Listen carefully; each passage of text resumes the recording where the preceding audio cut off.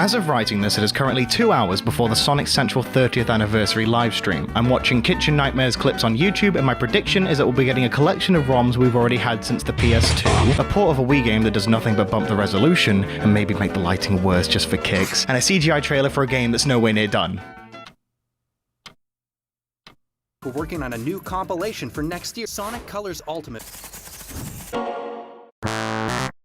Sonic is shit. I'm not even a Sonic fan. I went in expecting this to be shit, and even I was impressed at the pure amount of nothing this whole exercise was. A trailer for a live stream announcing future announcements that will eventually happen for ports we've had 100 times over. Playsets for 5-year-olds. Some shit I would pair up with my gangster Looney Tunes shit. Another TV show that nobody's gonna watch except for the 1 or 2 clips that are spammed on Twitter. Mobile game content, and a resolution bump for a Wii game that comes with a Happy Meal toy. Oh, and I almost forgot the 10-second CGI trailer for an announcement of a game with no name that won't release for another year if it's not delayed. Oh, fucking hell.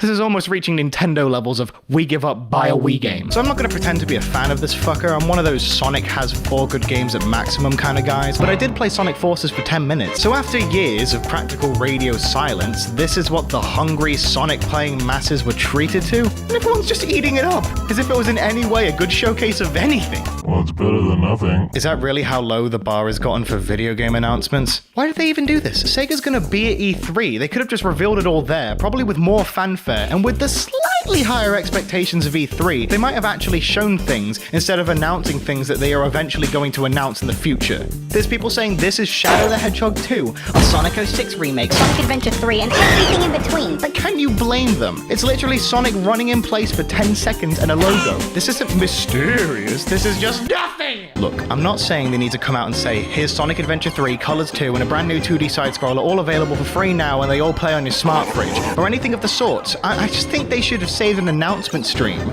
for when they had things to announce. You know, if this game had a name, if these ports were actually together, and these announcements were actual announcements, then I could live with that. The fact that this is considered a good reveal and that it's not immediately laughed at into oblivion fully cements the fact to me that video games and the people around them have gradually been closer and closer to lobotomized every year, and we should go back to the Stone Age. I miss when video game companies actually announced video games. That was cool. You know, the funny thing is, before the stream was even known about, I was ranting to the couple of friends that I have that can stomach me talking about Sonic, about a game I think could potentially pull Sonic out of his current rut and be a good game that doesn't rely on boosting in a hallway. I had this idea in my head that if they made a game from the ground up for the Series X and PS5 with no Switch ports so they can actually look nice and have a hope of running decently, and they did a kind of Bowser's Fury thing but on a way bigger scale, that would be fucking nuts. I mean, what's the best thing about Sonic?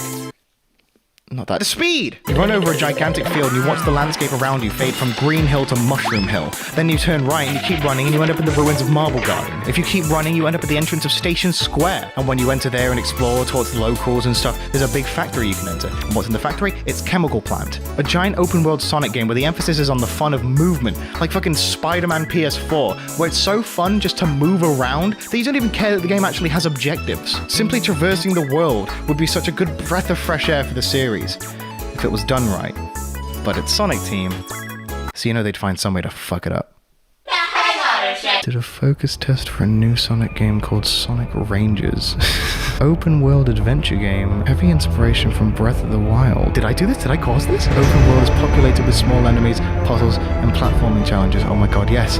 Completing puzzles, challenges, and enemies rewards EXP that can be redeemed.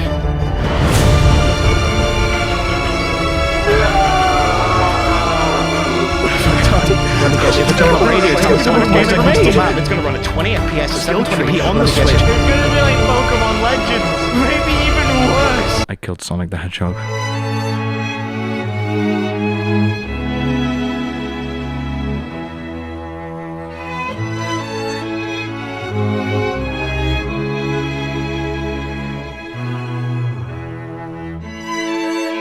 But hey, Dying Light 2 got a release date, so what was I talking about? Some blue thing? If these games turn out to be good, I'll eat my shoes.